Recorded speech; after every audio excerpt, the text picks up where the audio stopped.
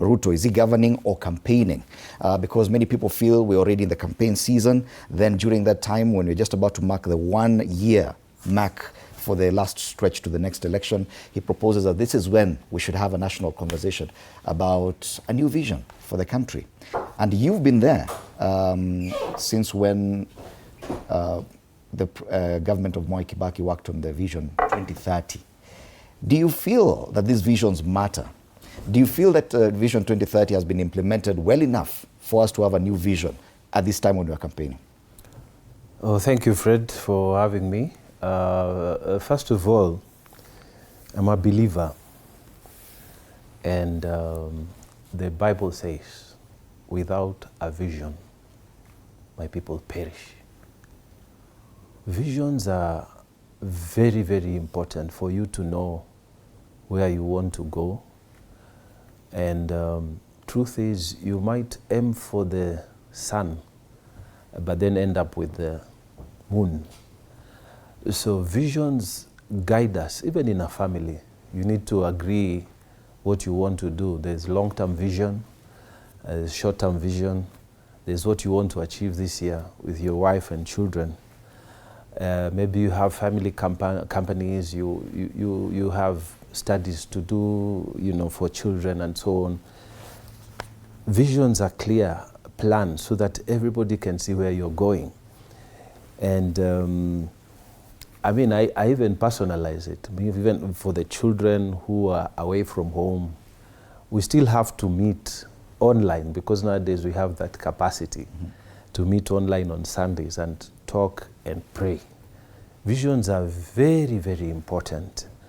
Now, I was very happy to see the president expounding on his plan to do the vision for us. And you see, he is the person that is in front, our representative, our chief diplomat, our chief executive. So who else is supposed to come up with that? It's him. So I'm happy that he laid it out. And what I like about this one is that the previous one that was done by Mwai Kibaki, the Vision 2030, it was done by a group of technocrats, people who sat down and thought a lot of things. And, one of them was Mugo Kibati. Mugo Kibati was very involved in that thing. And, I remember him because he was, at some point, our school captain at Alliance High School. So a number of very bright people came together and came up with this very nice idea and gave them to the president, because he was then the CEO, and he started the work that was inherited by the next president and the current president. So I think they did a good job.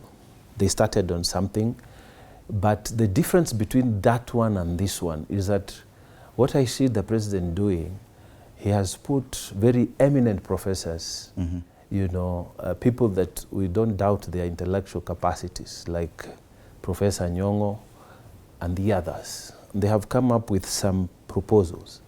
But these proposals, unlike the previous ones, are not going to be enacted direct from the thinking into action. They're going to be subjected to a national conversation. Okay. And that's the beauty about it, because even if you tell people we want to go to Mombasa and you haven't discussed with them, what happens if they don't internalize it, it becomes difficult, it becomes your problem. Yes. But this national conversation, when it happens, then it becomes our responsibility.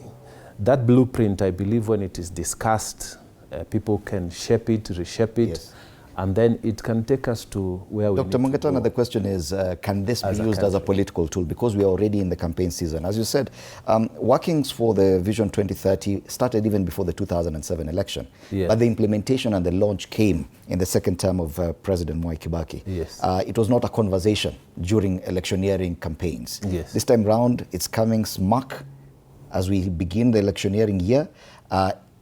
Will this be a political tool? Will this be a campaign tool? I think for me, politics is life, life is politics. Everything we do, we live in a political environment on a daily basis. That's why for me, even after my election, I never stopped going to the countryside. Every weekend I would go unless I have to travel or to do something else. Because the kind of work I'm doing, I have to represent the entire Tana River, and it's a very big county. So if this weekend I'm in this constituency, the other weekend I'll be in the other. So now is that, I remember very much that immediately I started doing that, you know, Thanksgiving and so on. People said, oh, he's going to politics and we've just done elections. But I thought, how am I going to represent the people if I don't get the ideas? And obviously that raised the bar, because people who used to, you know, you get elected, you stay 3 months saying, oh, I'm tired. I have to rest first before I go to the people again. It changed the narrative. I said that I have to be informing our people what we are doing in the Senate.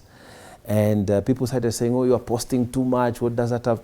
But it changed the narrative, raised the standard. Members of parliament and even now competition started also doing the same. So life is political. And whatever the president is doing, if today the president announces clemency, for example, in executing his powers to offer pardons to people, so is that political or is not political? Okay. If the president says today, now we want to propose new tax measures, is that political or not political? So if the president, this discussion will be the main discussion. You see, from the way I see it, everything we do in my political office is political. The question then is, because this, for a national conversation as the one proposed by the president beginning on 12th of this month to happen, it would have to draw Kenyans from across the country, and including those who are opposed to this administration, because the contest is only for 2027, but the vision will remain if at all we agree on it. Do you think that this is a ploy